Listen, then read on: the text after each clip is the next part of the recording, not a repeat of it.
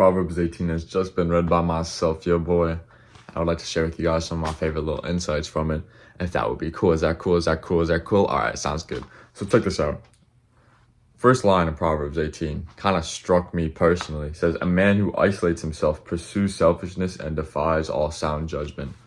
In today's society, due to the internet, it's so easy to just spend all your time by yourself in your room, not really talking to people, just doing your thing online, learning whatever it is that you're learning.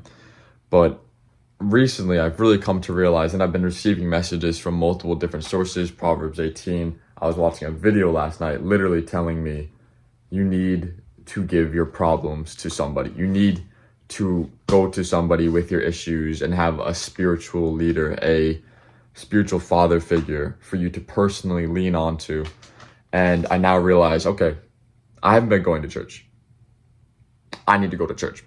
Simply, I need to have someone who's a spiritual authority, who's more experienced than me, more knowledgeable than me, more stable than me, that I can thrust upon my problems, who I can burden with my things that are burdening me, who I can burden with my issues, and they can give me sound judgment and guidance. Or at least I need a friend who's of, equal yoke, so that we can burden each other with our own problems and support one another. But I need somebody else for my spiritual journey to really cultivate myself into the man that I desire to become. So I was looking at some Orthodox churches in my area, and this Sunday I will be heading to one in my hometown. And then if I don't like that one, I know there's another one in the town right next door. And I really just hope that there's an actual good spiritual leader there and not some flimsy, floppy Christian priest. I don't want some weak priest. I need someone who's actually a man, who has a good family, who is strong, who's ambitious to an extent. Like, I need someone who I admire to rely on. So I really liked that Proverbs 18:1. That really just hit home immediately. And then this other one really hit home immediately too, is Proverbs 18:2. A fool has no delight in understanding, but only in revealing his own opinion. And then additionally, Proverbs 18:13. He who answers before heaven, he who answers before he hears, that is folly and shame to him.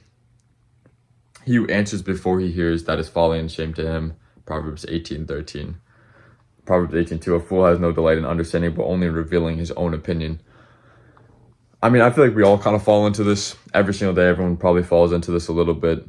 We think we know it all. You say it before you really, you hear what the other person has to say. You kind of say your own opinion, and you kind of close yourself off to their own opinion. And a lot of people, though, not really myself included, I'll be completely honest, I'm very, very open-minded.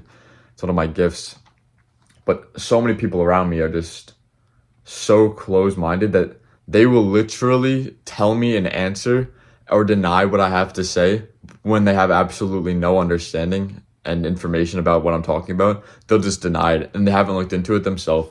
They just read one article online that says something negative about it, or they just have a preconceived notion due to programming from the television that this is false and all of this stuff. And it really helped me. I was like, all right, wonderful, because I'm not that, but I know a lot of people who are, people in my family are like this, where, I'll be telling them something health related or, quantum physics related, and they'll be like, no, that's not true. It's like, brother, you know nothing about this. I know you know nothing about this. You read one article from the New York Post about this, and now you think that you're an expert enough to tell me, who studied hours upon this, and you're going to deny yourself the knowledge because you don't care about the truth. That's what it's saying. They don't care about the truth. They don't care about understanding. They just care about expressing their own opinion, making themselves a fool. They don't actually want to learn. So many people that I know are such fools. They don't want to learn. They don't want to understand. They just say, no, that's not what I know. Here's my opinion. And it's like, oh, and then I'll hear their opinion, and then they'll block themselves off to what I know. It's crazy. But those people, their wages of their actions is, it might be frustrating to me. It might feel frustrating to not be heard, to not have people try and listen to me, to grow in their own understanding. But their the price that they're paying for not listening to me is that their knowledge will forever be less, and they won't grow nearly as quickly or at all. So really, they're already paying the price. So there's no need to exact any sort of justice upon them. But I felt a part of me was like, all right, I'm being justified here in the way that I'm feeling frustrated that people aren't listening or trying to understand the very valid points that I make. And meanwhile, they're just so desperate to throw out their own opinions. And it's almost as if they want to win an argument. I don't argue with people. I have conversations to come to a collective conclusion based upon all of the relevant and applicable data, right? You have to have an intelligent mind. You have to actually see this is important, this is relevant, and this is also relevant. So it's a multi-angled situation where so many people want to close it off and it's this. It's like, it's literally just not. So you're just taking half of your knowledge and throwing it out the window. You're completely limiting your ability to understand and to grow as an individual.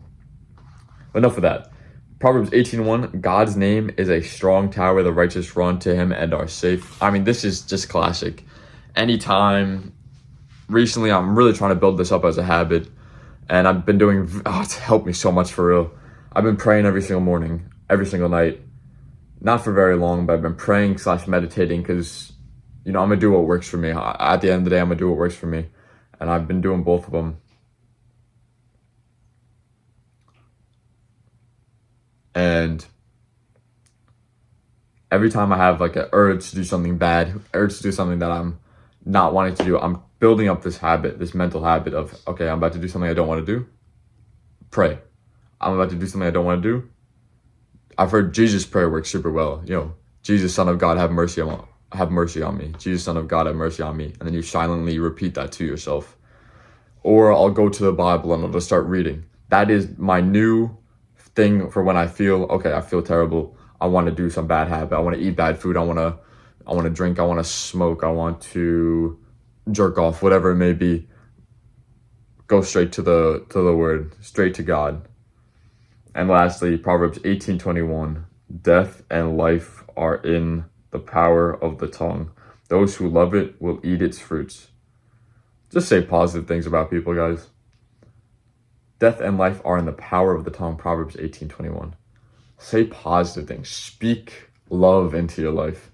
Say positive things. And if you feel negative, that's why you have to go to a spiritual leader. That's why Proverbs 18:1 says, don't isolate yourself, essentially. Have somebody to lean on. Have somebody who is greater than you to throw that negativity at and burden.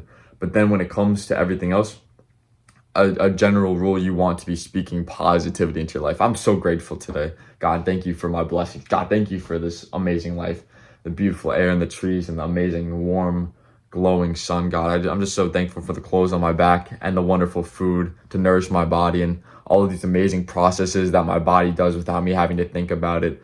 Autophagy, ketosis, cell regeneration, transferring the glucose in my blood to make that be used into energy, all these amazing processes, all the neural connections being made each and every second to increase my understanding and knowledge. God, it's just such a blessing to be having this experience, and I'm so very grateful for it. Amen. Just speak positivity into your life wherever you can. Speak positivity into other people. Give someone a compliment. I so rarely do this, but I really I want to because I feel so good about myself when I do it. If I just go up to someone and say, I like those shoes. They look really cool. Have a good day, bro. Or, hey, your hair looks really pretty. Have a good one. Something like that. It doesn't have to be, I'm not trying to get her number. I'm not trying to become friends with anybody or nothing like that. Or I'm not trying to impress anybody. Just say something nice. And if it's genuine, especially if it's genuine, if you see someone and you like something about them, just be like, bro, I really like you. You have this really, diligent look about you, bro. I respect that. Just something random. Because that person, they're going to be thinking about that the rest of the day. Because I've never gotten compliments. Never in my life have I ever gotten a compliment from anyone in my life. Ever. You know what I'm saying? Not in my family, not except for my mom. My mom's the only person who compliments, you feel? But imagine just a stranger comes up to you and they're just giving you love. That's such a beautiful thing. Man, like we all should just we all really got to be doing that more to each other. Love your neighbor as thyself, right? Let's really get some positivity going here. Let's speak some life into the world and have a blessed day, baby. Let's go.